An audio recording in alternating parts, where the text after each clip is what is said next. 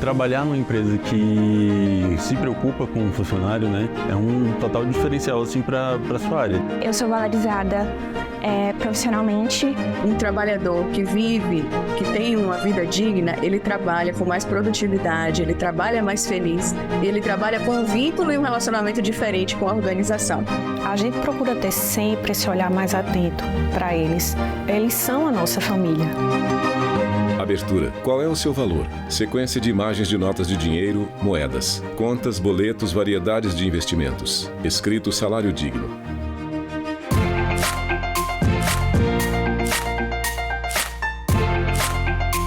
O conceito do salário digno está presente na Constituição da OIT, que é de 1919, que diz o seguinte: Vinícius Carvalho Pinheiro, diretor do escritório da OIT para o Brasil. Ela só é possível se existe justiça social.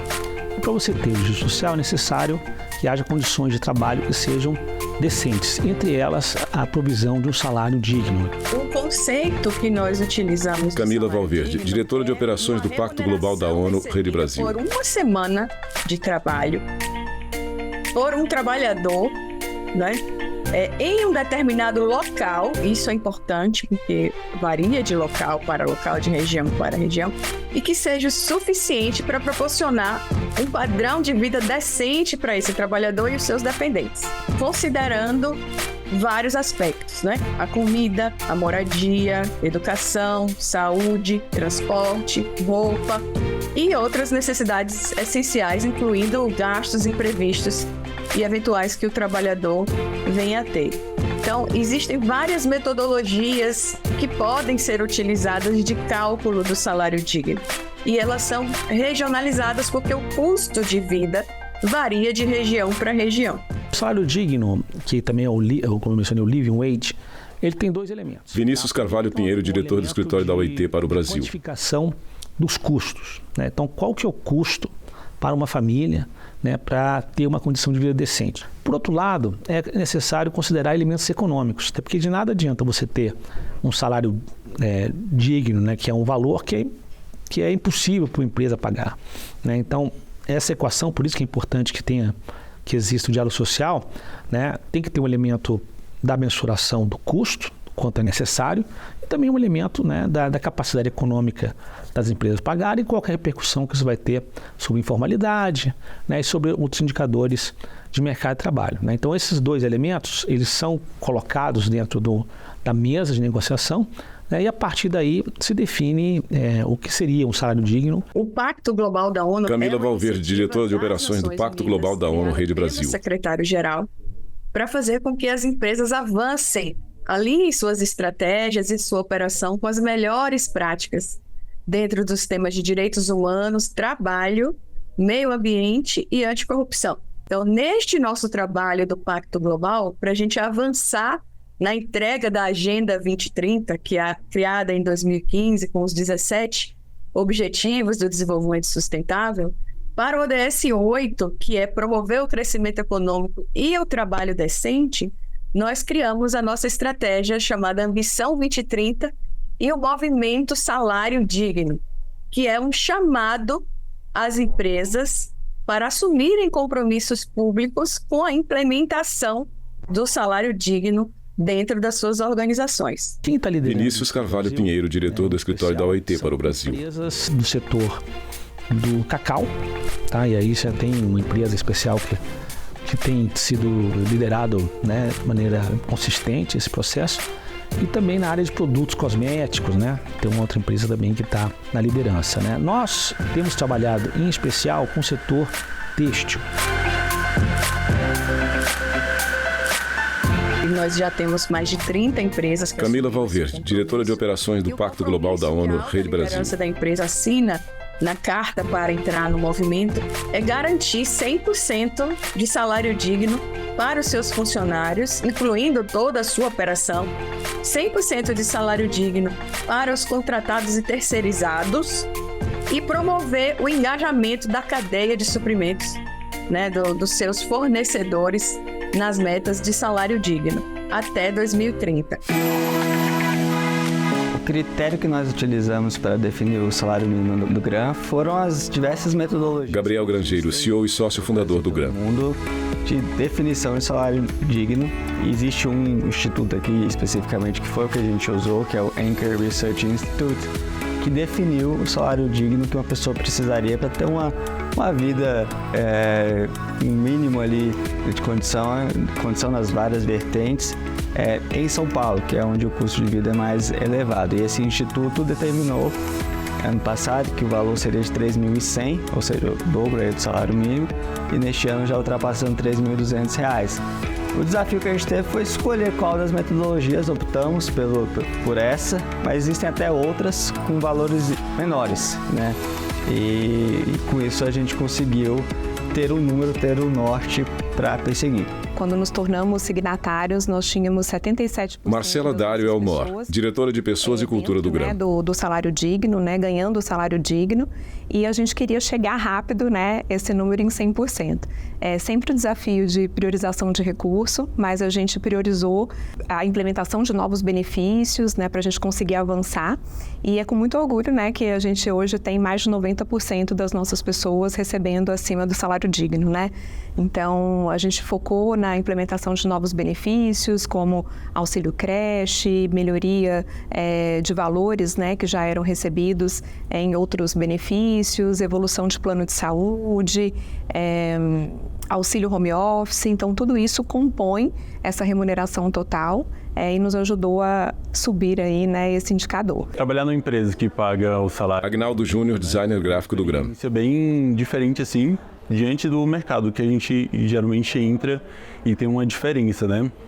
Você consegue se planejar melhor, consegue pagar as contas, consegue cuidar da saúde, né? Seja na questão da alimentação, porque tem um benefício, seja na questão da academia, que a gente consegue se exercitar, seja também na questão da saúde mental, que tem um plano também de saúde. Então, dentro de todas as partes, assim, a gente consegue dividir tudo direitinho, tudo certinho para poder custear, fazer manutenção e até mesmo o autocuidado também. Me proporciona estabilidade. Yasmin Silva Torres Inês, analista de mídias sociais júnior do GRAM. Os meus amigos profissionais que trabalham em outras empresas não conseguem, por exemplo, trabalhar, morar de forma independente, fora da casa dos pais. Infelizmente, isso é uma realidade para muitos jovens adultos. A adesão ao movimento Salário Digno... Carla Maranhão, assessora jurídica do TRT da Paraíba. Em 2023, faz parte de uma série de iniciativas que que a atual gestão do TRT3 ela vem adotando, voltadas a questões relacionadas à cidadania, diante do entendimento do nosso atual presidente de se buscar uma maior interação do TRT com a sociedade, do TRT13 com a sociedade, para além de uma prestação jurisdicional eficiente, que é aquilo que nós já fazemos, como o TRT13 pode contribuir de forma mais efetiva, com ações mais concretas para auxiliar nessas pautas sociais. A intenção é engajar, trazer essa discussão para a seara pública, né? É engajar outros órgãos públicos, trazendo outros atores públicos para essa discussão, né, que sejam sensíveis ao tema, a gente possa, talvez, encontrar soluções, né, que, sem deixar de observar as limitações legais, a gente possa contribuir de alguma forma para a concretização do movimento. O Tribunal Regional do Trabalho da 13ª Região tem diversas ações de valorização dos empregados terceirizados. Uma que eu destaco, que foi um ato de... Tiago de Oliveira Andrade, presidente do TRT da Paraíba. Obrigatoriamente que os postos de trabalho terceirizados de fornecimento de mão de obra no tribunal tenham 50% de mulheres, para gerar uma equidade. Eu, pessoalmente, e a equipe inteira, tem diálogo aberto com as terceirizadas, procurando ouvi-las e ouvi-los nas suas demandas. Para além disso, incluímos os terceirizados nos cursos de capacitação e todos os eventos do tribunal.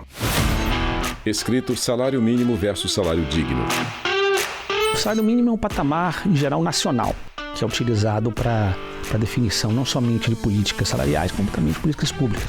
O salário digno... Vinícius Carvalho Pinheiro, diretor do escritório da OIT para o Brasil. Mais descentralizado, ele estabelecido em nível ou de cadeias produtivas ou de empresas, em geral por mecanismos relacionados com a negociação coletiva, né, e tem a ver, né, com a adequação nas condições salariais das empresas a condições locais, né? Então é importante diferenciar os dois. O salário mínimo ele foi instituído em 1930. Cíntia Fernandes, advogada trabalhista. Ele passou realmente a ter uma validade institucionalizado na década de 40, no governo Getúlio Vargas.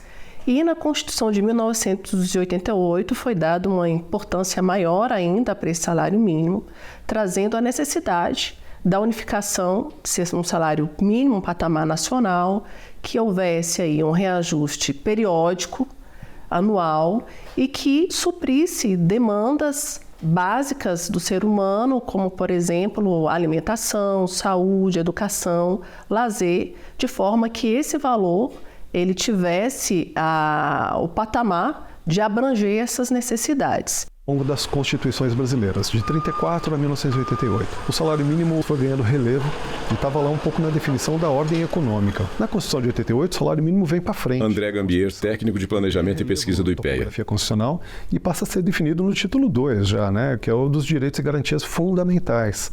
Ali no capítulo 2, que é dos direitos sociais. Ou seja, o salário mínimo ganha importância no bojo da Constituição Federal. Antes de 1930, Cíntia Fernandes, advogada trabalhista. O referencial de salário mínimo era estabelecido pelas empresas, pelos estados, não havia um mínimo, não havia. Então, de fato, era uma situação preocupante naquela época, porque poderia ensejar, como de fato ensejou, a exploração, precarização do trabalho, o trabalho sem a devida contraprestação. A evolução histórica do valor do salário mínimo é uma discussão muito importante. André Gambier, técnico de planejamento e pesquisa do IPEA. Deflacionadas, ou seja, atualizadas monetariamente. E o que você vai ver ali um pouco? Você tem um movimento aí que de 40 a 63 ganha valor, 63 a 90 perde valor, 90 até hoje ganha valor novamente. O reajuste, né, com a fórmula de valorização. Mariel Ângeli, economista do DIEESE. O crescimento da economia, que é o PIB, né, de 2 anos antes. Então, para o salário mínimo de 2024, leva em conta o crescimento do PIB de 2022 e também a inflação dos últimos 12 meses, medida até novembro de 2023. De dezembro para janeiro, a diferença, né, do 1.320 para o 1.412 são R$ 92, né? Isso pode parecer um valor pequeno, mas se a gente considerar, né, em toda a economia, todo o valor que entra, a gente vê, por exemplo, que só essa mudança do salário mínimo, né, do ponto de vista de arrecadação de impostos em 2024, vai significar quase 37 bilhões de reais a mais, né, para o governo, porque a gente vai ter uma circulação de quase 71 bilhões de reais na economia. No bojo dos impactos do... André Gambier, técnico de planejamento e pesquisa do IPEA. Os números são sempre impressionantes. Dado que a população ocupada hoje no Brasil é 100 milhões de pessoas, você tem 36 milhões de pessoas no mercado de trabalho que recebem até um salário mínimo. Saindo de mercado de trabalho e indo para a dimensão social, política social. Hoje, vamos pegar apenas o regime geral, vamos deixar de lado um pouco os regimes próprios. 26 milhões recebem até um salário mínimo também. Ou seja, se você soma esses 26 milhões da política social, que estão vinculados ao salário mínimo, com os 36 milhões que no mercado de trabalho, que também estão vinculados ao salário mínimo diretamente, você tem ali 62 milhões de pessoas hoje no Brasil, cuja vida é diretamente impactada pelo valor do salário mínimo, que é definido pelo Estado. É muita gente. Como o salário mínimo... Mariel Ângeli, economista do DIEESE. Os benefícios sociais, ele acaba tendo um efeito muito maior na nossa economia do que simplesmente regular, né, o mercado de trabalho das pessoas que recebem salário mais baixo. Ele acaba tendo um efeito de bem-estar sobre toda a sociedade. Salário mínimo, a discussão não tem absolutos, ela é sempre marcada pelos relativos, né? Tem vários efeitos. André Gambier, técnico de planejamento e pesquisa do IPEA. É uma política que tem efeito sobre pobreza, ou historicamente no Brasil teve efeito sobre pobreza. Por quê? Basicamente, seja por via mercado de trabalho, seja via política social, você vai, na verdade, transferindo recurso para as pessoas, para as famílias, e elas conseguem sair da linha da pobreza de fato. Tem vários estudos, assim, historicamente no Brasil, que mostram isso muito claramente. E também tem um efeito sobre desigualdade. Tem outros efeitos do salário mínimo que não são tão interessantes assim. Você tem um efeito clássico, que é o efeito desocupação, desemprego. se você eleva muito fortemente o valor do salário mínimo em alguns contextos econômicos, sociais e políticos, você acaba fazendo com que a parte dinâmica da economia prefira substituir a mão de obra por máquinas. Tem um outro efeito do salário mínimo também em determinados contextos, que pode ser a informalidade. Em setores menos dinâmicos da economia, você não consegue investir em máquinas, mas você consegue informalizar o trabalhador.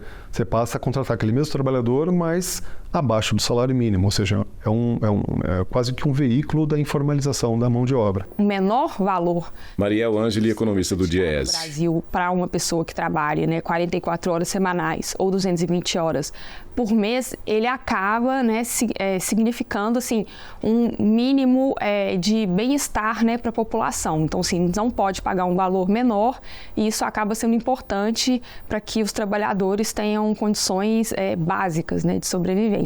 As coisas estão muito caras, né? Ritiele Alves, designer de unhas. Não acho que seja suficiente. Não dá pra gente fazer nada. Jorge Almir, vendedor. Pra poder, cumprimentar, porque não dá. Sempre quando o salário... Ritiele Alves, designer de unhas. Então, não chega a um valor assim bom para as pessoas, né? Escrito, salário mínimo necessário, DIEESE. Nós temos um estudo que diz que o valor do salário... Cíntia Fernandes, advogada trabalhista. Necessidades básicas do trabalhador, do cidadão, e conforme a diretriz constitucional lá no artigo 7º, seria de aproximadamente R$6 mil aqui no Brasil. A intenção é que... Mariel Ângeli, economista do DIEESE. Espécie de referência, para a gente discutir como que os salários no Brasil são baixos. Para a gente calcular esse valor do salário mínimo, que seria o salário mínimo necessário, a gente leva em consideração o que está lá na legislação de criação do próprio salário mínimo, lá na década de 30. Então, a partir disso, a gente calcula com a cesta básica que nós calculamos todos os meses em 17 capitais brasileiras, a gente calcula o percentual que esse trabalhador gasta com alimentação. E aí, a partir disso, a gente faz uma previsão de qual que seria o necessário, total do seu salário para poder gastar com alimentação e com todas essas outras necessidades básicas. E é por isso que o valor fica tão discrepante e a gente consegue observar, serve um pouco como uma forma de mensurar a diferença entre o que é necessário, o que nós gostaríamos que fosse a realidade, e o que, de fato, a gente tem sendo praticado no Brasil hoje em dia. E o que é interessante... Cíntia Fernandes, advogada trabalhista. O salário mínimo, ele é o mínimo que se pode adotar como referencial de uma relação de emprego, porém, há a possibilidade dele ser majorado. E nós temos isso no Brasil. Os estados, eles podem estabelecer o salário regional superior ao salário mínimo unificado. Para alguns estados... André Gambier, técnico de planejamento e pesquisa do IPEA. São Paulo, Paraná, Santa Catarina e Rio Grande do Sul, você abriu a possibilidade, esses estados de fato implementaram salários mínimos regionais. São salários mínimos direcionados para grupos muito específicos dentro do mercado de trabalho dessas regiões. Tá? Basicamente trabalhadores não qualificados, trabalhadores iniciando no mercado de trabalho, muito fragilizados, sem acesso à negociação coletiva, sem proteções de sindicatos, por aí vai. O salário mínimo do Cíntia Fernandes, advogada trabalhista. Não é dos melhores a nível mundial e também é relacionado à América Latina. Em nível mundial, um estudo que foi feito no ano passado, ele estaria na posição 51 ali na relação dos países do mundo. Na América Latina, nós temos como os primeiros colocados países como Costa Rica, Chile, Uruguai, que têm os salários mínimos mais elevados, e o Brasil estaria após o 10º. Então, nós temos como pior o salário mínimo Venezuela, a Argentina também tem sido considerado um dos piores salários mínimos. O Brasil tem avançado, mas ainda não conquistou o topo desses países em termos de valor. Escrito salário digno. Vinícius Carvalho Pinheiro, diretor do escritório da OIT para o Brasil. É necessária maior informação, é necessário em especial que as empresas entendam, em especial os dirigentes, os CEOs, entendam que investir nos trabalhadores e das trabalhadoras é investir na produtividade. O Pacto Global... Camila Valverde, diretora de operações do Pacto Global da ONU, Rede Brasil. Que assinam o compromisso com o movimento Salário Digno, nós oferecemos uma jornada de construção de conhecimento para este tema, que envolve os colaboradores da empresa envolvidos no assunto, assim como a alta liderança. Por meio de encontros regulares, nós trazemos especialistas nos temas, tanto nacional como internacionalmente, para discussão e melhorar o nível de conhecimento e absorção de melhores práticas dentro das organizações. Uma empresa que ela tem um crescimento econômico, tem uma lucratividade importante, tem essa condição, de fato, a valorização do trabalhador com o aumento desse salário vai trazer resultados para a empresa. Cíntia Fernandes, advogada trabalhista. Ali com um salário digno, conforme a instituição, e, além disso, mais motivado, e isso vai gerar, né, um ambiente de trabalho melhor, e isso tem reflexo na própria sociedade. Então, de fato, essa iniciativa ela é muito importante para o crescimento econômico do próprio país. A impressão que se dá é que com o aumento do salário haveria algum prejuízo, mas não, até porque aumenta o poder de compra do cidadão, do trabalhador, movimentando a economia. Se a empresa ela tem uma saúde financeira, ela pode evoluir nesse sentido, valorizando ainda mais o seu trabalhador. E valoriza a gente. Leiliane da Silva, auxiliar de limpeza. É o mínimo, né? Maravilha, né? Andréia Almeida, autônoma. Os funcionários, né? As pessoas, de modo geral. As empresas que participam... Camila Valverde, diretora de operações do Pacto Global da ONU, Rede Brasil. Elas trazem que há um nível maior de engajamento dos trabalhadores dentro da organização, o que também contribui para a diminuição do turnover dentro da empresa, ou seja, os trabalhadores são mais fiéis àquele ambiente de trabalho, né, permanecendo. Então, é um fator de retenção dos trabalhadores e, consequentemente, dos talentos para a empresa também. E eu destacaria que, além do ODS 8, né, que é o crescimento econômico e o trabalho decente, o pagamento do salário digno, ele também favorece o ODS 5, que é o ODS de gênero, no sentido de reduzir as desigualdades salariais, à medida em que ele traz homens e mulheres para o mesmo patamar de salário digno, né? E além da redução das desigualdades no nosso país. Então, são inúmeros os ganhos para o trabalhador e para a organização quando se implementa um salário digno. Um salário digno. Vinícius Carvalho Pinheiro, diretor de escritório da OIT para o Brasil. São tanto dos lados dos trabalhadores quanto dos empregadores para melhorar as condições de salário. Tá, então esse é um primeiro ponto, né? E isso vai muito além também do salário digno. Isso vai, né, se trata do salário digno, mas se trata também das condições de trabalho. Aqui do TRT, nós estamos sempre muito atentos às questões relacionadas aos nossos trabalhadores terceirizados. Para a gente... Carla Maranhão, assessora jurídica do TRT da Paraíba. O serviço que eles nos prestam, mas como eles estão ao nos prestarem esse serviço. Então, assim, a gente preza muito por um ambiente de trabalho saudável. Como criamos uma política de Tiago de Oliveira Andrade, presidente do TRT da Paraíba. Uma política de valorização do meio ambiente de trabalho, de proteção dos direitos, de melhoria do bem-estar dos trabalhadores aqui conosco, de capacitação, de treinamento. Nossa instituição se torna mais forte e com isso evoluímos como pessoas e melhoramos como instituição como um todo. Tem um salário. Vinícius Carvalho Pinheiro, diretor do escritório da OIT para o Brasil. Condições de vida, né, que remunere, né, o trabalho de maneira, né, que isso permita, né, os trabalhadores terem uma condição de vida decente. Isso vai induzir a ganhos na produtividade das empresas. Então, várias empresas já estão convencidas disso, então elas estão liderando esse movimento, né? Mas é necessário que isso chegue em outros setores da cadeia produtiva. Nós sabemos que não é fácil, não é simples. A empresa precisa avaliar também, durante o processo de implementação, a sua capacidade financeira, o quanto isso vai impactar na sua capacidade financeira. Camila Valverde, diretora de operações do Pacto Global da ONU, Rede Brasil. De forma faseada, de forma consistente, que não precise voltar atrás em nenhum momento, né? De forma inteligente, estratégica para o negócio. Porque, sem dúvida, o ganho de um trabalhador, o ganho digno de um trabalhador é um ganho de resultado para a empresa. Você sentir que a empresa te abraça, você quer cada vez mais fazer parte justamente da cultura, justamente pela... Agnaldo Júnior, designer gráfico do GRAN. Te agrega. Influencia totalmente no dia a dia, no desempenho. Yasmin Silvia Torres Inês, analista de mídias sociais júnior do GRAN. Cumprir e... Tiago de Oliveira Andrade, presidente do TRT da Paraíba. Declaração Universal dos Direitos Humanos. que em seu artigo 23, inciso 3º, diz que todo ser humano tem direito a um salário que garanta uma existência digna. Marcela Dário Elmore, diretora de Pessoas e Cultura do GRAN. Acima, né, do salário digno, e estamos caminhando para isso.